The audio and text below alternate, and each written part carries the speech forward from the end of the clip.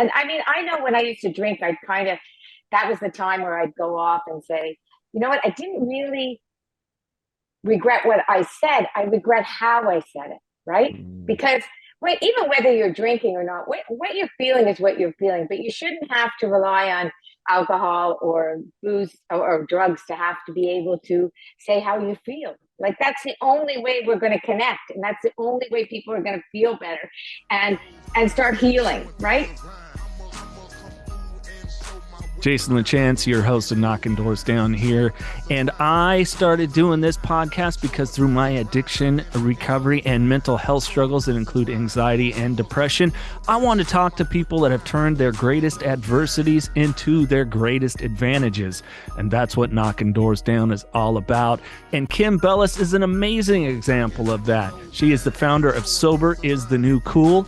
After her son was diagnosed with some seizure issues, she started Sober is the New Cool because she quit drinking because her son couldn't drink anymore either, and she wanted to set a good example. She tells the whole story. We have an amazing discussion about so many different topics, including some of the struggles that women go through, including, motherhood and aging. And she opens up about some amazing stuff, incredibly insightful, and just a wonderful person. While you're checking Knocking Doors Down out, don't forget to hit the subscribe button. And if you get a lot out of this podcast, share with a friend. And don't forget the archive of interviews we have. Bam Margera, Brandon Novak, Kat Von D, Charlie Sheen, Edward Furlong, Kelly Osbourne. The list goes on and on of amazing guests that have been on the podcast, sharing how they have found purposeful lives. Speaking of purpose, how about a lifestyle brand with purpose? 5150 LTM. That's right. Not only is it a lifestyle brand that can fit whatever it is you're trying to achieve in life, but they give back to the community. And you, the listener of Knocking Doors Down, get 20% off every time you shop at 5150 LTM. All you have to do is use the code KDD20 at checkout and get 20% off. And how does 5150 give back to the community? Portions of the sales benefit the Carlos Vieira Foundation. Their three amazing programs, the Race to End the Stigma, the Race for Autism, and the Race to be Drug-Free. More on the Carlos Vieira Foundation, go to carlosvierafoundation.org. Okay, wait, now I gotta ask, that Sober is the New Cool shirt. I've not seen that on the store. Is this the limited edition Kim Bellis only shirt? Well, it is, and people are asking about it because of the sparkles. And I tell them I could have these made, but it would cost a fortune. So I send them to Amazon exactly where to get the beads and how to do it themselves. So you know what? They can sparkle away and not have to spend too much money, right? All right. Oh, I remember because there was, I'm a big Kiss fan. And they had shirts and they were just for women where it was Kiss, but it looked like the rhinestones. I'm like, oh, that's so cool. Like one of their old album covers. So I bought a bigger women's one, and then eventually they came out with a men's one, and I'm like, I don't care, I'll wear a woman's shirt. It looks cool. Exactly. And you know what? Whatever makes people feel good, as far as I'm concerned, just do it, right? Yes. And being sober, I think the more it's going, the cooler it's getting. People are catching what we have, I think.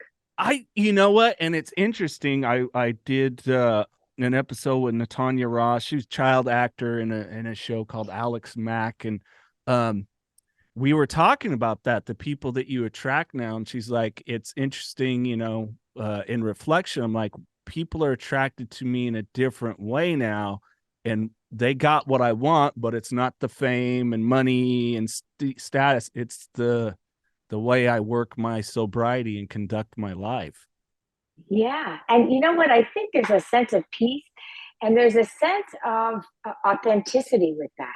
Like there is no liquid courage there. When you tell somebody something, it really is from your heart. It's not like, oh, that was the booze talking, or they said this or they acted like this. What you say, you don't have to regret what you say because you're coming from a place of really, truly where what you're thinking, not alcohol induced or drug induced, to be able to feel what you're feeling or get that place where you can say, oh, I was just drunk or I was just, on drugs and, I didn't really mean it. No, what you say is what you mean. And I think that's part of it, right? Well, and I think the important piece of that too is sometimes we do say things that we mean they might end up hurtful to the individual. Our intent wasn't to send a hurtful message. We were trying to communicate clearly, and a lot of that comes, with maybe a boundary or something. But we also have that skill set to make an amends, as simple as, "Hey, I was wrong. How can we make this right?" Yeah. And I mean, I know when I used to drink, I'd kind of, that was the time where I'd go off and say, you know what, I didn't really regret what I said. I regret how I said it, right? Mm. Because even whether you're drinking or not, what you're feeling is what you're feeling, but you shouldn't have to rely on alcohol or booze or drugs to have to be able to say how you feel. Like that's the only way we're going to connect, and that's the only way people are going to feel better and start healing, right? Yeah. Yeah. It helps build the camaraderie, like you said, the connection, the community, which is so vital, for sure. And you're great at it. I mean, Kim and I guess we've known each other about 6 months, and I just adore you, and I love what you're doing. And I do want you to share the story, maybe if there's people for the first time learning about you. Trust me, people start following Kim on social media. If I've had so many bad days or just tough day, I don't have bad days, tough moments and days, and it's like, oh, message from Kim, here we go. But share how you came to the point where it's like, I'm done drinking, because it's an interesting quote unquote rock bottom, so to speak, or a aha moment, whatever term you want to use. Well, so, I thought I was like, the average mother, doing, everyday things, the class mom, doing cancer, benefits, whatever. And on the outside looking in, it looked like had a pretty great life. And from one day to the next, my 13-year-old started having seizures, and we thought it was football related, and it really didn't matter because push came to shove. He was sick. He needed medication. And so after about 3 or 4 months in, he was no longer having seizures. And I said, you got to get back out and start being with your friends. And he'd come home all the time after 30, 40 minutes. And one night I said, okay, this is wrong. What's going on here, Matthew? And he said, Mom, I just don't fit in. Everybody's doing drugs, everybody's drinking. And in Canada, our drinking age is 18. So they start, everybody starts early, but in Canada, a little bit even earlier, I think. So I was looking at him. I said, Matthew, you don't need booze to have fun. And as I said it, I swear I had the biggest glass of wine in my hand. And it was like, a truck hit me. And at that minute, I said, Matthew, I'm going to stop drinking for 3 months just to prove a point, to show you, because I used to drink wine every night, right? I mean, the martinis, this, that. But, I seemed everything was kind of in control, so to speak. And after 3 months, he said, see, now you can be like everybody else, Mom. And I said, no, no, no, no, no. Okay, I'll do another 3 months. And at that point, I was already starting to feel a lot better. I was sleeping and having a sick child also. Listen, I had to be on top of it in case Yeah. something did go wrong to be able to drive him to the hospital. So my focus was him. It was easier for me to say I was doing it for him because I would never have done it just for me. So he gave me back my life. But quickly I realized that, you know what, everywhere I went, everybody said to me, okay, you've proved your point now, get over it. Come in the corner, have a shot with me or a drink or a martini. I won't tell. And I said, no, no, no, no. I'll know. And how can I look at my son in the face if I'm telling him you don't need this to have fun and I'm doing it on the side? So that was more than 10 years ago. And Sober's the New Cool was born because 10 years ago, there was none of this, all this No. chitter chatter on Instagram. And I couldn't find anywhere to talk about how I was feeling. And alcohol was not, we had alcohol problems in my family. So I wasn't a stranger to alcohol problems. And, I just realized the longer I went, the better I felt. But I thought if I'm 52 years old, 10 years ago, and I could say my Matthew was 15, how the hell is he going to get through social situations if I'm having trouble? Like saying, trying not to get mad at people also, but trying to like keep my boundary.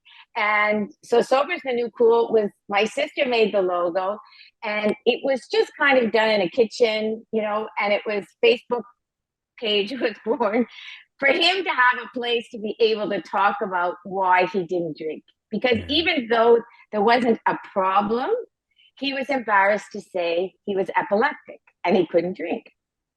So it really doesn't matter why you can't drink or why you choose not to drink. Quite frankly, it's nobody's business, number one. But number two, it shouldn't be an issue if you don't drink. And, it just, the minute we went on Facebook, Europe was the first place that like just blew up. People just kept sending me messages saying, how do you stop? Where do you start? What did you do? How did you do it? And then I realized this was not just about my son, and it wasn't about me. And then I also realized I had drank way too much in my lifetime. And I liked myself a lot better without alcohol in it. Yeah. It's interesting how you say like Europe. One of the really powerful things that a friend of mine that I shared, Kim, we talked on another podcast that I do, and I shared it with her because she was kind of the mommy's wife wine club. It was like you, very, involved, not, and when I say involved, I don't mean that you don't have a boundary with your son, but you were there. You were the mom that you could be able to be there and be involved in different things. Very much the same way. She's a high achiever, but it was that our talk helped her start questioning, like, I feel like crap. I'm Yeah. doing this, I got kids going into college. I'm sitting there telling them the dangers of excessive drinking, drugs that are out there now. Look at me. And so I think, for me, where you touched my heart in finding you is that there's so many women out there. They're good moms.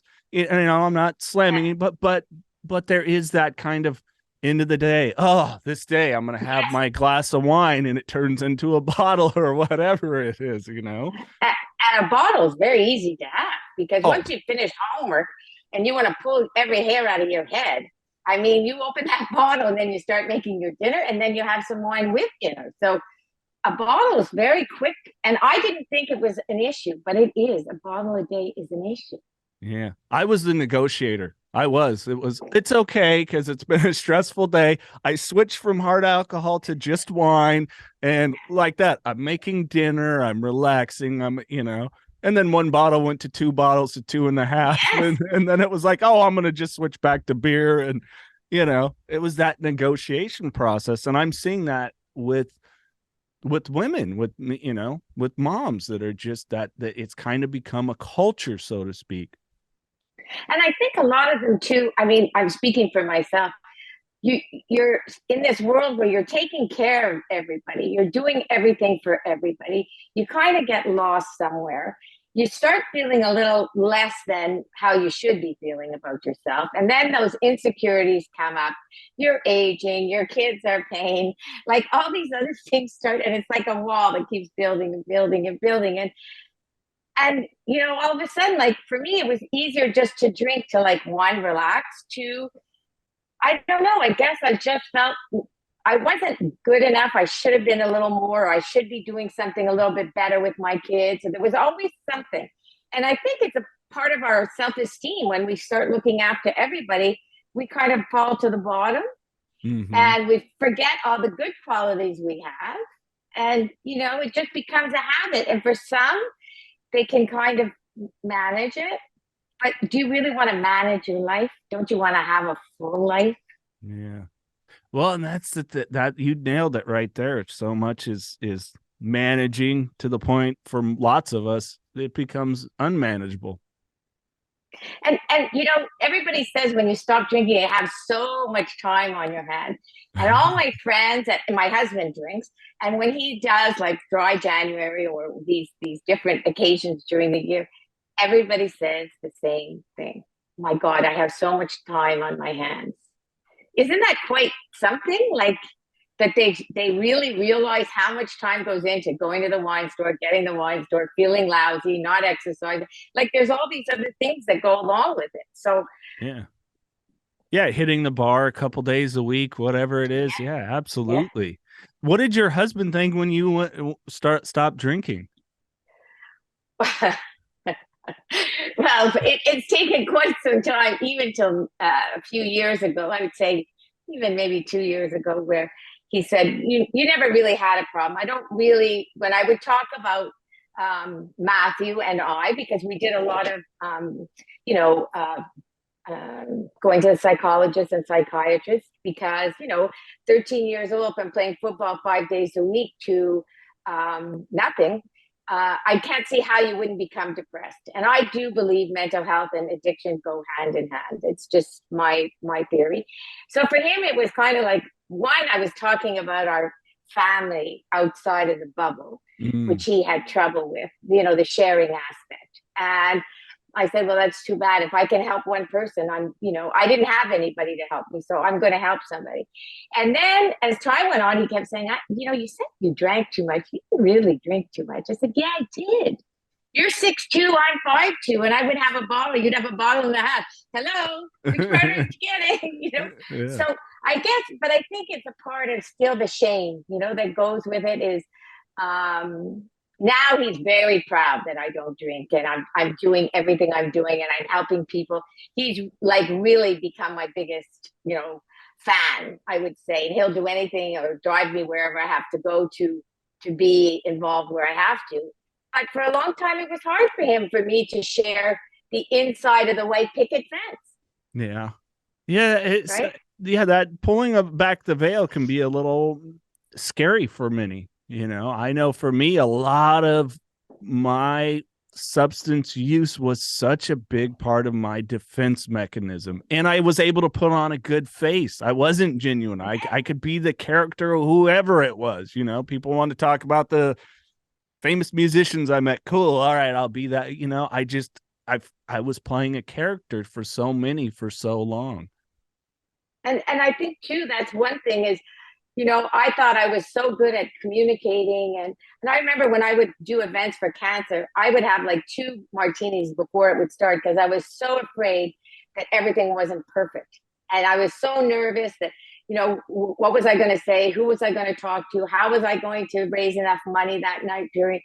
And I missed so much of the joy, because of that. And that all went back to my insecurities of Mm. not feeling like I could manage on my own. And now I know I'm much better without it than I was with it. Yeah. From your You know? perspective, you brought up something, several of those insecurities, and I don't know unless I talk to a friend, a female friend like you, that's a mom, married. What do you think a lot of those insecurities that women are facing now? I mean, obviously the aging, and so many women, the outward beauty is put on them, and et cetera, et cetera. And, You know what? And I think, one is the aging thing. Now we're turning it a bit where the gray hair is okay, and all that is kind of becoming kind of cool also. But a few weeks ago, I was asked to go help pass Daniel's Law in New York City at Fashion Week. And I have to tell you, after 10 years of being sober, knowing I would be, number one, the oldest one there, the shortest one there at 5'2", I was so insecure. And I can't tell you how many times I had this little wave that would say, oh, if only you had that little shot of vodka, how much easier it would be. And, it was, I had the time of my life, but all those insecurities, I think, come back to from when I was little. You were mm, supposed, the like Cinderella story, and then I had my friends that all became doctors or lawyers or accountants or something really. When the women started to take over a little more, and then I wasn't that. I was a mom at home, and you know what? I I missed was that's the greatest gift, because without mothers, there would be no children, there would be no world, there would be nothing. So, like, hello, we are okay doing what we're doing, right? But I think it's that value where we feel like we're not, and then obviously TikTok and Instagram and everything, everybody's life looks so much better, or everybody's doing so much better. And I keep remembering every time I start to feel I'm not doing enough, I'm not achieving enough, I keep thinking, okay, close your eyes and just stay in your lane. Stay in your lane. Keep doing good. Just come from the heart, just keep going, and then it is okay, but it's hard. It's really Yeah. hard to overcome feeling like you're not enough. Yeah. Yeah, for sure. And I see it. I spoke at a high school couple of classes last week. Ironically, it was like 98% both classes female. And so I was able to kind of ask. And I was seeing that a lot of young ladies definitely compare their insides to others' outsides and the perception thereof, that here it is. It looks glamorous. I'm like, hey, let me show you something. This right here, this photo of this lady, I know this lady through her agent, who that's not her boat. That's not even her agent's boat. Her agent did a favor for some guy that, just so they could get this one picture where it's like hashtag living the best life and everything else. Like they weren't even there. This is all made up. This is all just a pitching of a gimmick here, and it's hard because our minds, we can get off into a story real quick. Yeah, and the other thing too, I mean, even if somebody does have a boat or does go on vacation or whatever, so good for them. You'll do something else, and whatever you will be, like now I'm realizing for me, I always used to love to give, help people. And I let that go because somebody had said to me in my 40s, Kim, if you think someone's going to do what you do, forget it. It's never going to happen. And I kind of thought, okay, that's like, I'm doing too much. I'm being taken advantage, all those whatever stories in my head. And I lost a big part of who I am because that's who I am. And if you're taking advantage of me, oh, that's on you. That's not on me. I'm doing something good. And if I feel good, and that whole thing, follow your passion, no matter if you want to do a yoga class and 3 people come, do what feels good to you. And you will start to shine and you will start to feel better. And then the rest of the world is kind of like, they look at you and go, wow, you've got it together. Right. Yeah. And you bring up such a valuable point that don't take things personally. So like, yeah, if somebody does take advantage of you in a negative way, because there is hey, taking advantage, of a situation, you do and have done a lot for cancer, and hey, that might have helped someone get better. Yeah, take advantage of that situation for sure. Yeah. Yeah. So it's just at the end of the day, it is all an inside job. And I really think for all these young mothers, if, and I think a lot of them are afraid to share, because we all have children or husbands or sisters or brothers or mothers or fathers. And everybody's got some inside stuff going on. So I think by sharing, number one, you'll feel better and you'll find connections that, the minute you start to share, everybody else all of a sudden goes, oh, wow, this is kind of happening in my house. That white picket fence is kind of broken on that side. And that's okay because nobody's life is perfect. Yeah. Yeah. Many sure try. I don't know about you. I don't want a perfect life. That's too much work in the wrong way. No, and but a lot of people are so afraid that their kids aren't the smartest or they're not achieving the best or they're not the best athlete. And so much importance is put on that instead of just being kind. Make sure your kid sits beside that kid that's all by himself, because that could be your kid, Yeah. and make sure that somebody says hello, because maybe they won't, think about taking their life. There's so many other things that people can do every single day to make this world a better place. And I think that's what we should really, focus on. And especially for those young mothers, because they've got so much love because they are mothers, right? Yeah. They have the love to give. So Yeah. we need to. Yeah. Take care of you, but you gotta take care of yourself first. Otherwise, you're not gonna be there for anyone. No. And find what that is, right? Who knows what that is? It could be anything. And, sorry to interrupt, but the one thing is I've had a lot of young mothers lately reach out and they don't want to come public to talk about their drinking, almost like it's a shameful thing, or they're not like underneath a bridge, living underneath a bridge. That's not what having a problem with alcohol is. And let's stop making it like that, this dirty, ugly secret, because it's not. We can have problems with food. We can have problems with alcohol. We can have problems with drugs. And, let's embrace it and help each other, like, to figure it out and talk about it and not judge, those Right. eyes, those big eyes, because I How, think that's kind of sad. it is. It is. But how did you personally get to a point where you stopped taking the judgment personally? Well, I have to say, I used Matthew for the first 4 years, I guess. It was my son. It was like that was the thing. And then the more it got into those social situations, then it was like, no, I'm not doing this anymore. I don't drink. And it still happens, much less now. But occasionally I do get those eyes like, "Ooh, what's wrong with her? What happened to her?" And I think being on Instagram and whatever, most of the people that knew me were around the world. And it wasn't until lately in Montreal that a lot of more press came to Sober is the New Cool. And I think that was where it was a lot harder, because it was like, and I said, I talk about alcohol like the sunshine, and that's it. It's no good for me.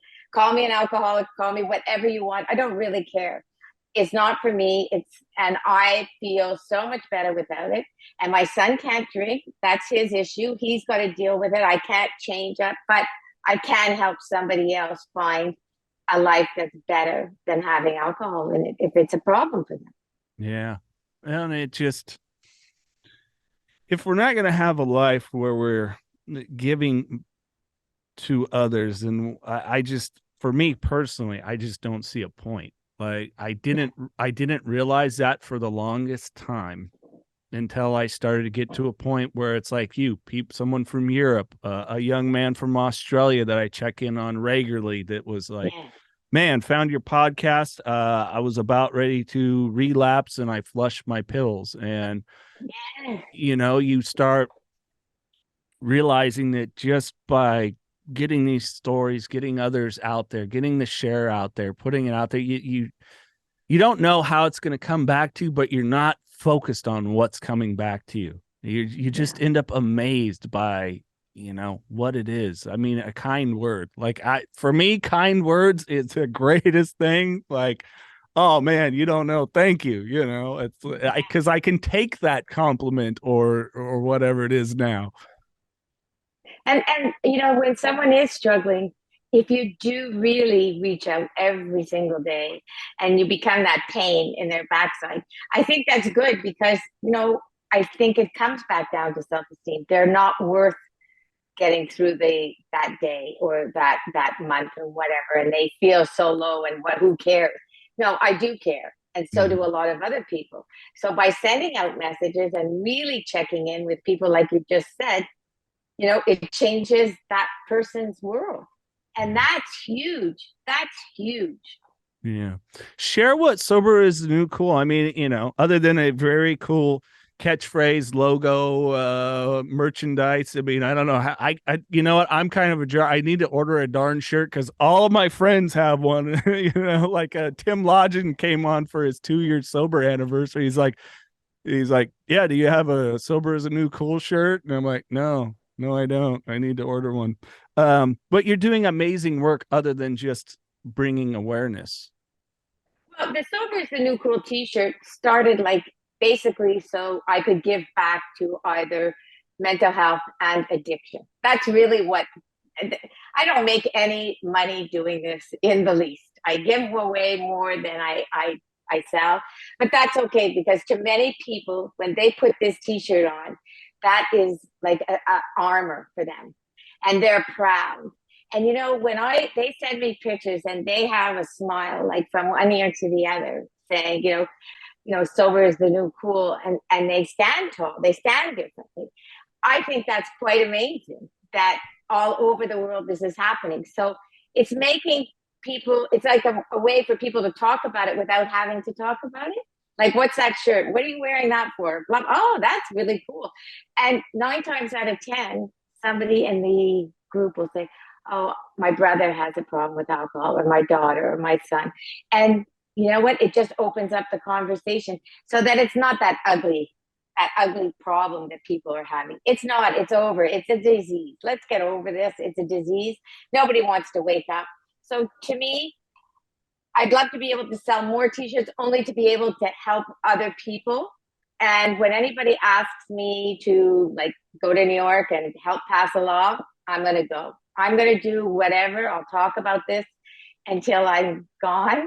And I'm going to encourage many young people to find out that they are enough so that they can carry on. Because I feel that every time I help somebody, it's really funny how they help a whole bunch of people, right? In their neighborhood or their little section of the world. So we created Sober is the New Cool ambassadors only because I feel that human connection is key.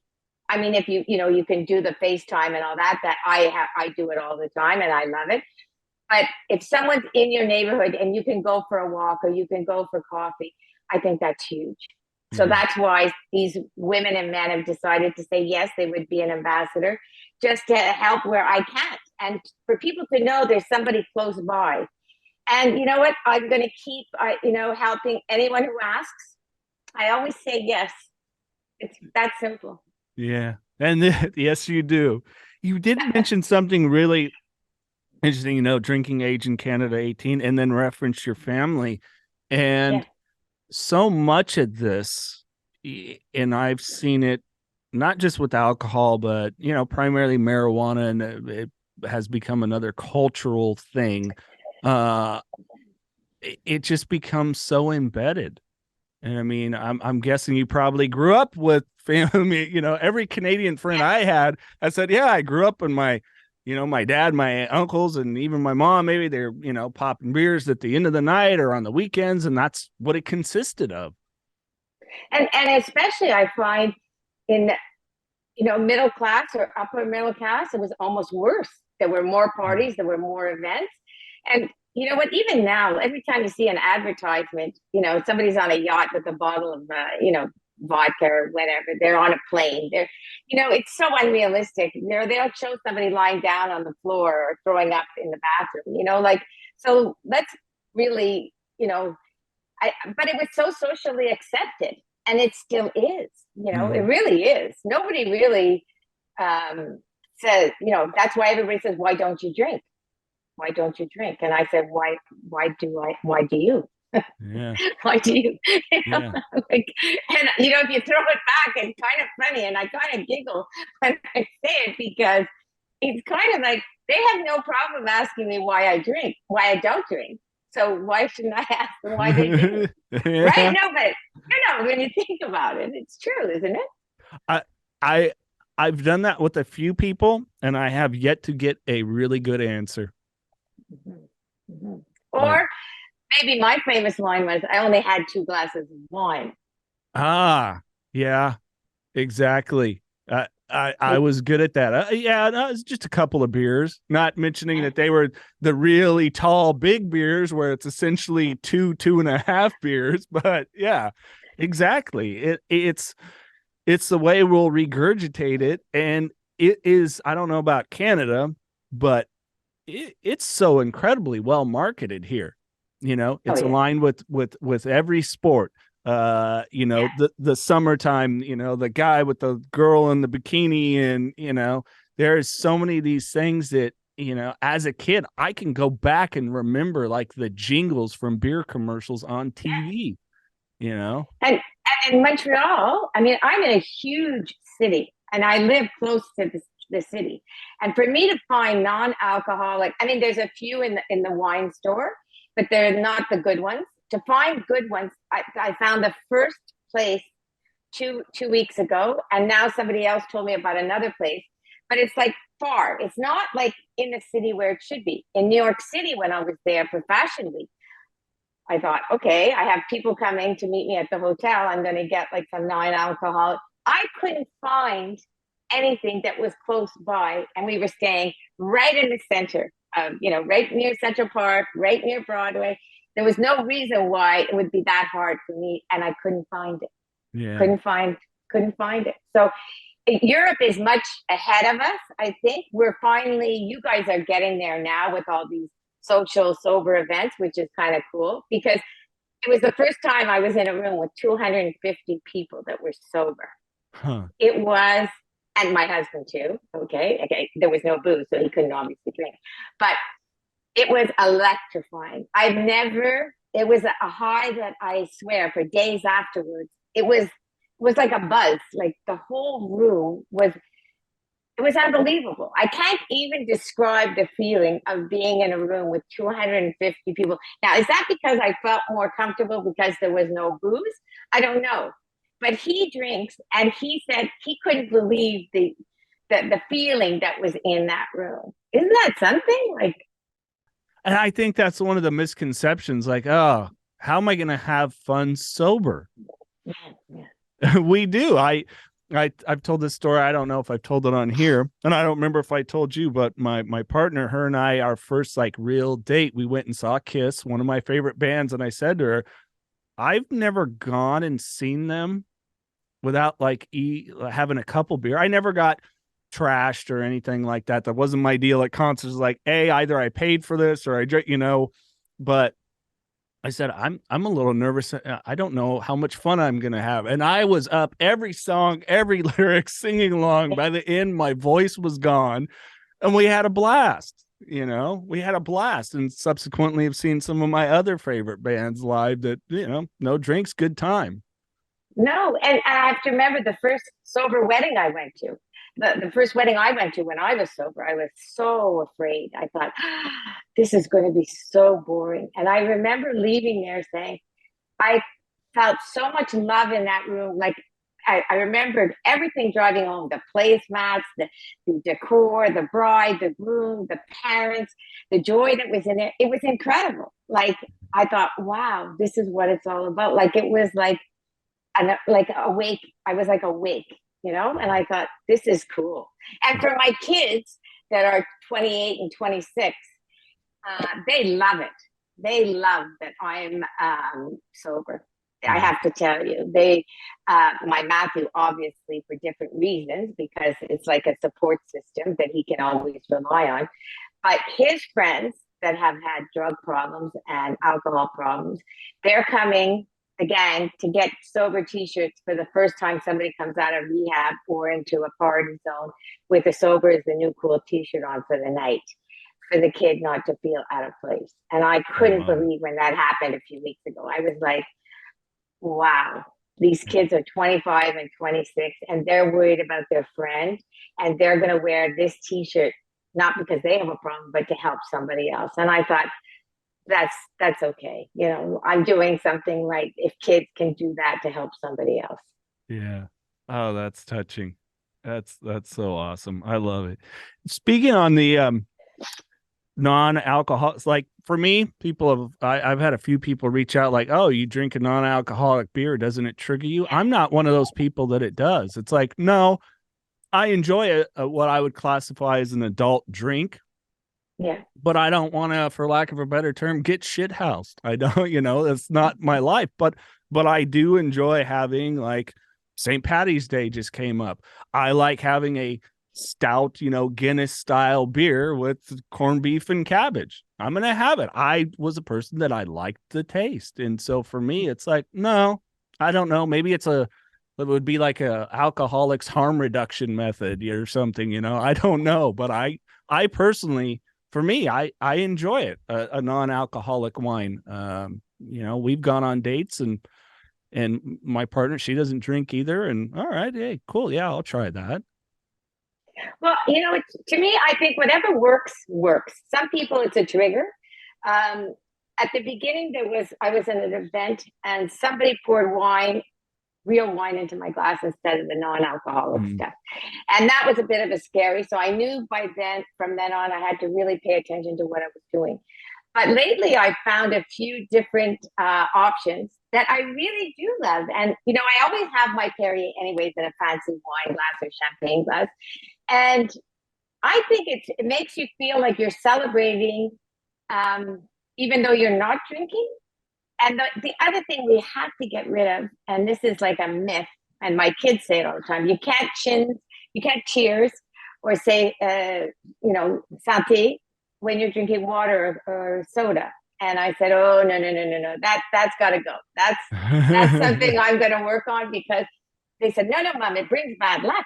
I said, no, no, no, no, no. What brings bad luck is drinking too much and having a car crash on the way home. Yeah. That brings bad luck, right? So Yeah. to me, I don't drink it very often, only because I haven't found too many that are not sweet. And just lately, I found some that are not. So, and with the spring coming, I will try and find more options, because I find, again, right now, the big buzz is going on is how are we going to manage not drinking with the nice season coming, like, the spring weather, the the places, the outdoor cafes, the outdoor this, the outdoor bars that are opening. How am I going to get through that? Those party, summer days, and there's, as long as people can just have it. And I think if you have friends that don't drink, just do them a favor and have something there, whether it's a pitcher of water with lemons and berries in it, or one kind of option. I think it's kind of nice. And bring stuff with you when you're going somewhere, because why not, right? Yeah. No, that's my thing too, and so it's the nice thing with the beer here, mostly you can find like the big brand will have an option, but I'll take it with me, and then that way I've got something in my hand. No one seems to offer anything either. Not that I'm not good at, I'm at the point now in my recovery where I can go, no, thank you. But it just kind of, it's like, I just wanted to eliminate it altogether. No, I'm good. I got something. You know what I'm saying? It just makes it easier. And I have to say, for my young son, Matthew, he's just like, with COVID, it was easy because he's not great with the social, when everybody's drinking kind of thing. And to be quite honest with you, I'm not a big fan of staying out till late when people start, slurring or repeating the same story that I heard at 7 o'clock. So I kind of go home a little earlier. But for him, I find his gang, and this is where I'm so happy that this younger generation is like that. He went to watch March Madness the other night, and one of the guys had made sure that there was non-alcoholic beer for him. And I thought, bravo, Yeah.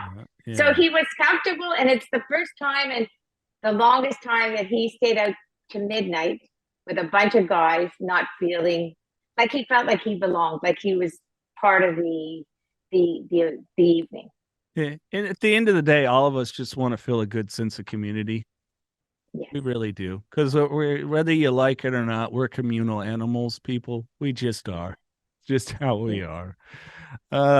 Kim, if people want to find out more about Sober is the New Cool, grab a shirt, where can they go? So sober is the new cool.ca is our website. On Instagram, it's every word with a period in between. So sober is the new cool with a period in between. And we're on Facebook, sober is the new cool. We're on TikTok. I'm not big on TikTok. I don't know why. And Twitter, I'm not that big on that. But so Instagram is our best place to follow us. And I will get back to you, and I will find somebody in your neighborhood that can help you if you're looking to connect with other people, because I think that's huge. I think that if we can really keep each other like connected, we're going to be better off.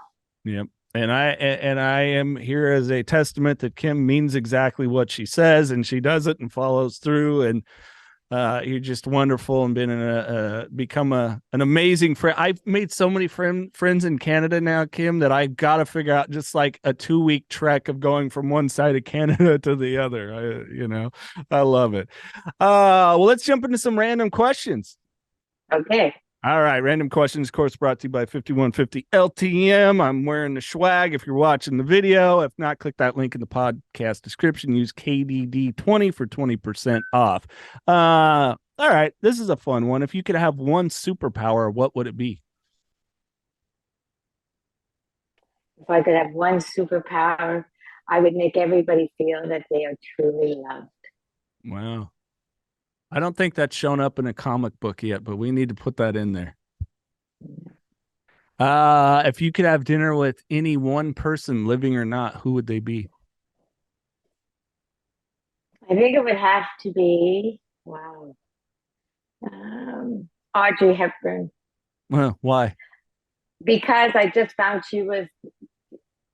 she did so much good in the world just through all of her her acts of kindness and all the wonderful charities she helped.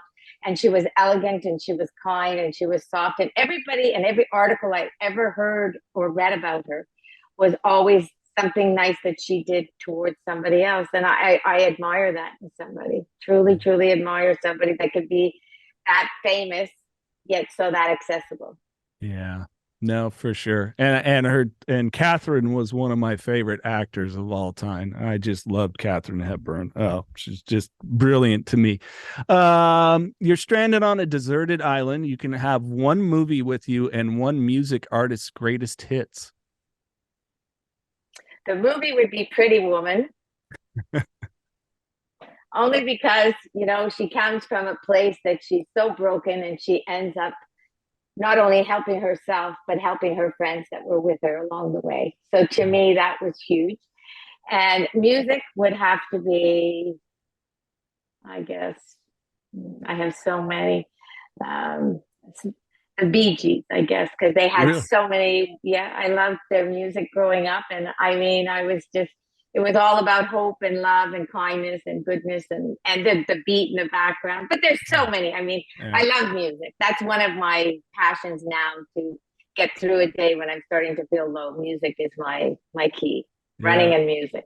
When I talk to some younger people, sometimes we get into music. I often bring up the Bee Gees, and they're like, "Staying Alive, guy." I'm like, you don't realize how many good albums they had. Oh my gosh! And if you go back and look at their track record of hit after hit, plus they wrote so many songs for so many other people, tons of Yeah. songs. Talented guys, And amazing. also, I think also Lady Gaga, because she talks all about mental health and awareness and addiction and everything. So I would probably choose her too. I mean, that would be, I just thought of that. But she's someone that so many times I've been inspired by her work and the songs that she sings for everyone, to be able to relate to. Yeah, I'm with you on that. Yeah, I'm a fan of hers. If there was one pop star that I could speak with that I haven't already, it'd be her. She's just Yeah, yeah. phenomenal. Fascinating person. Fascinating. Last book you read. The last book I read was actually Sober is Dope. I Really? just received I just received it in the mail last weekend, and that was the last book I read. I'd seen a lot of different stories and people talking about it, and so I purchased it. And I'm a big fan of reading all different books from people that are in our world, and just to see how I can help others more. I Mm-hmm. just find I learned something, and I also see a lot of myself in most of these books that I've read lately. Yeah. The last thing that I would say is along our field of recovery and mental health was Nikki Sixx of Motley Crue, his book 21, and it's about the first 21 years of his life, and he wrote it to really paint the picture of a life that would lead to addiction the way that it did. And you're just like, okay, whoa, I felt that way too. I know exactly what that was. I was trying to escape that myself. And so it's for me, I love when someone puts it out there, because it just brings that other layer of, okay, I'm not alone. And sometimes we all need a reminder. Yeah, and the other book you should read is the book by Harry Eaton and his mother, Senator Madeleine Kane. It's a Oh. story about a mother and a son, his version of how he was in his addiction and her version of the same events. Huh. And it's fascinating. They're two wonderful human beings. I love them, but for Harry to come out and in their social status and whatever, to be able to share their story. And I could see now when I think how I was and how Matthew sees different situations, it really makes a mother and son, or father and son, see that, how different it is and what really happened, because there's Yeah. always your side, my side, and what really happened. That's another really, the book is called Under Our Roof. Yeah, somewhere in the middle, right? Yeah, when people have asked me, hey, do you think you'll ever write a book? I've always thought that I would have to incorporate other people that were really close to me and have their perspective. Because my memory of life in general, I don't know why. It's just I've got big gaps of things and stuff will come back like, gosh, I've never thought about that from when I was 6. I always thought that would be a really interesting way of just having the perspective of others, especially the people are like, you had a problem. I never knew you had a problem. It was like, Yeah, and it's kind of funny how you think you know what's going on under your roof when you don't really, mm, and I had that similar situation when a psychiatrist said something to me with my son, and it was like a slap in the face. She said, you're one of those working moms. And I said, no, I'm at home, and all the kids are in my house, and the sleepovers are at my house, the barbecues are at my house. And she said, well, you've been missing a few things, haven't you? And I love this woman. She gave me back my life also. So it wasn't an insult what she was saying to me, but that was the truth. I wasn't connected to where I should be. So it's yeah, interesting. yeah, yeah, that is. All right, Kim, you're such a lovable person, but you have to have at least one pet peeve, one thing that just irks you and annoys you. I don't like seeing anybody judge anybody else. Until you walk into somebody's shoes, I don't care if they drink every single day and then stop and then start again and you're mad and you're angry, and I get all that. But until you walk in somebody's shoes, don't judge them and just keep trying to lift them up. I know it's hard and I know it could be trying, but everybody deserves to feel a second chance, third, fourth, fifth, until we get it right. Yeah. Kim, if you had any advice from your standpoint for anyone maybe struggling with substance abuse or any kind of addiction for that matter, or a loved one, be it mental health, whatever it is, what might you lend? I would ask them to reach out. But I've learned in the last few years that saying that to somebody that's really struggling is not like, doesn't really work too well. So I'm working on that right now to either find an emoji that somebody could send that would be like SOS without saying SOS, or I'm in trouble, or, having to go through a series of question and answer periods. That's not just let us know and we'll be there. And I haven't found that yet. And I have to find that so that people make it as easy as possible for somebody to just press that button and Yeah. and let it go, without having to say, oh, I don't feel good, I don't want to get out of bed, all. No, no, no, no, let's just simplify it so that it makes it easy for them to know we're there, and Yeah. just sit in silence or hold their hands or do whatever you have to. But I have to find a way to make it easier, because it's saying reach out doesn't seem to be. Sometimes it works, but I'd like to find a better way. So maybe you can find a better way for me, right? Well, I got the wheels started turning a little bit. Okay. Isn't it true though? Isn't it Yeah. true? Yeah. It is. So people shut down. People, it's like the turtle. They put their head in. They don't want to share that they're sad, or they're being suicidal, or they want to drink again, and they're afraid of failure, afraid of everything. So there's got to be I don't know what it is yet, but I'm going to ask as many people as I can. And I was even told, don't tell anybody, because you should do this on your own. And no, it's not about finding the cure by yourself or the thing. It's about everybody getting together and finding it for everybody else, I think, anyway. Yeah. Yeah. I think that for anyone in any situation, sometimes that is definitely the toughest thing to, because of the story and the meaning we put behind so much of our life, to just say, I need help. Yeah. It's tough. It's really hard to ask for. And I think also the other thing is, I feel so honored that people trust me enough to share. So I just think that they need to know there's more people that they can share with, and that Yeah. they're not going to rip them down or tear them apart. And that's hard to trust somebody after you've been hurt so much in your life, I Yeah, think. absolutely. Kim, thank you. It's good to see I your love you. wonderful face and hear your voice again, and just to have a conversation with you. I adore you. I love you, and I'm appreciative to have gotten to know you. Oh, and me too. And I know I was bugging you at one point, checking in with some of our friends. So I will continue to do that. So sorry if I'm a bit of a pest, but I feel that we're better together, you and I, checking in on our friends. No, absolutely not. And we have to do that. And sometimes I need a reminder. So no, I'm grateful. Don't ever see it that way at all. Okay, good.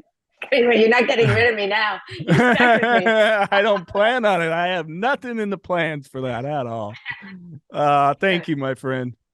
Thank you, Jason. This is the Knocking Doors Down podcast, featuring celebrities, experts, and everyday people who have overcome adversities, including addiction, mental health, and trauma, to live purposeful lives. And that's what Knocking Doors Down is all about.